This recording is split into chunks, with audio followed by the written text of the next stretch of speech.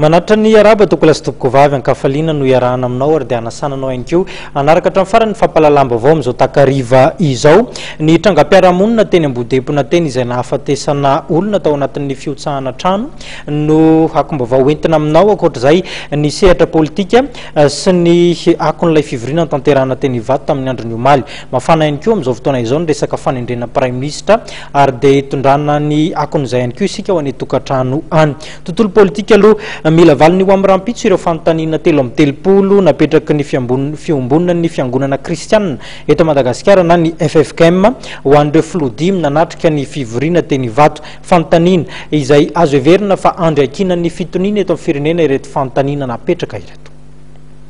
Miainga tamin'ny loha hevitra efatra dia nitanjona ankapobeny amin'ny fanatanterahana izao fihaonana izao ny zava-kendrena amin'izany rafitry ny fampihavana pirenena tiana kendrena ary ny fipetra-pahomby ny asa tanterahana ny fanotaniana 3 napetraky ny Ffkm tamin'ireo filoha-mpanjakana 5 sy ny mpanolo-tsainy avy mila eritreretana ary mila valiny ho amin'ny rahampitso ireo fanotaniana ireo raha ny fanambarana nataon'ny Ffkm omaly taorian'ny dingana faharoa tamin'ny asa fampihavana pirenena.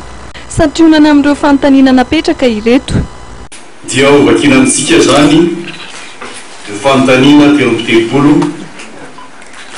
iopanan'ny fandalinana rehetra. Ny voalohany dia miresaka ny tanjona ankapobeny. Raha miainga amin'ny fampionana ny filoham-pirenena ankehitriny sy ireo efa nifandimby momban'ny filohan'ny teteza mita, inona ny sosikevitra roso mba hitondrana amin'ny lalan'ny fitoniana maharitra sy mafiorina mba hametrahana tany tandalana sy fanjakana tsara tampana.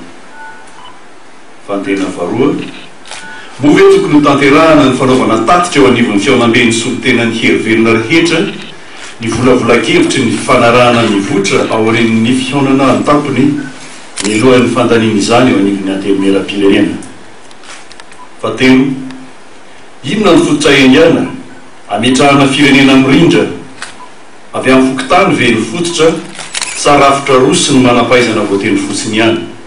Ireo fanotaniana ireo no napetraka dia ny mba hampamafiorina ny fampihavana pirenena tian'ny Ffkm tanterahana eto amin'ny firenena ary satria asa mafy ilana finiavana ny fampihavanana dia mila mifandraisana anjarany rehetra. Ankoatr'izay dia nanaiky ihany koa ireto filoha-mpanjakana 5 ireto fa hanolotra sosikevitra amin'ity asa fampihavana pirenena ity. Rahampitso indray izany no hanohizana ity dinga ho amin'ny fampihavana pirenena ity.